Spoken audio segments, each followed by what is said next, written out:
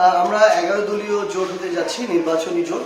এই নির্বাচনী জোটে গতকালকে একটা প্রোপাগান্ডা ছড়ানো হয়েছে, ভুল তথ্য, যে এনসিপিকে 30 আসন নয় বরং 10 আসন দেওয়া হচ্ছে।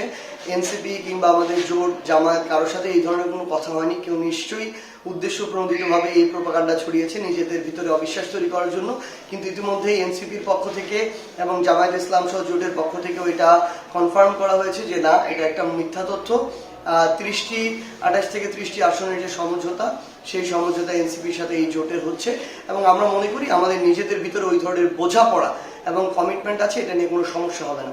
পাশাপাশি অন্যান্য যে রাজনৈতিক দলগুলো আছে সেই দলগুলোর সাথে এই বোঝাপড়াটা চলছে। এখানে আমরা সবচেয়ে বেশি যে বিষয়টাকে গুরুত্ব দিচ্ছি সেটা হচ্ছে যে কোনো একটা আসন কোনো একটা দলের একজন প্রার্থীকে দেয়া হলে তার সেখান থেকে জিতে আসার সামর্থ্য আছে কিনা। ধরেন একটা দেয়া হলো কিন্তু জিততে পারলো না, তার মানে তো একটা আসন নষ্ট হলো এবং অন্য দল সেই আসনটা পেয়ে যাবে। তো এটা তো হতে পারে না। এখানে দলের স্বার্থের চেয়ে জোট এবং দেশের স্বার্থকে বেশি প্রাধান্য দিতে হবে। আমরা এমনও হতে পারে যে 2, 4, 5টা আসন আর যদি হতো আমরা সরকার গঠন করতে পারতাম। তো সেই জায়গায় এখানে আমাদের দলীয় স্বার্থটাকে কম প্রাধান্য দিয়ে বরং দেশের স্বার্থকে অধিক প্রাধান্য দিতে হবে।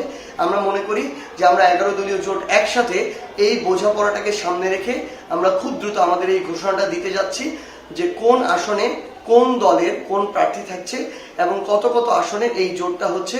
ইনশাআল্লাহ 2-1 দিনের মধ্যে এই বিষয়টি বাংলাদেশের মানুষের সামনে আসবে।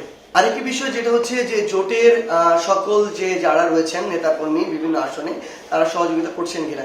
এখন পর্যন্ত যেহেতু এটা কোন আসনে কোন জোটের বা কোন দলের কোন প্রার্থী থাকছে এটা ফাইনালাইজ হয়নি, সেই জায়গা থেকে 2-1 দিন লাগবে এটা ফাইনাল হতে। তারপরে অফিসিয়ালি ওই নির্দিষ্ট আসনে জোটের সকল দলের যারা আছে তারা একসাথে নেমে তাদের জায়গা থেকে নির্বাচনী প্রচারণায় যাবে। আপাতত আমাদের নিজেদের মধ্যে ওইটুকু বোঝাপড়া তৈরি হয়েছে, আমরা নিজেরা আলোচনা করছি কিভাবে এটা হতে পারে, কিন্তু অফিসিয়ালি আমরা এটা শুরু করিনি। আশা করি জোটের পক্ষ থেকে ঘোষণা আসলে 2-3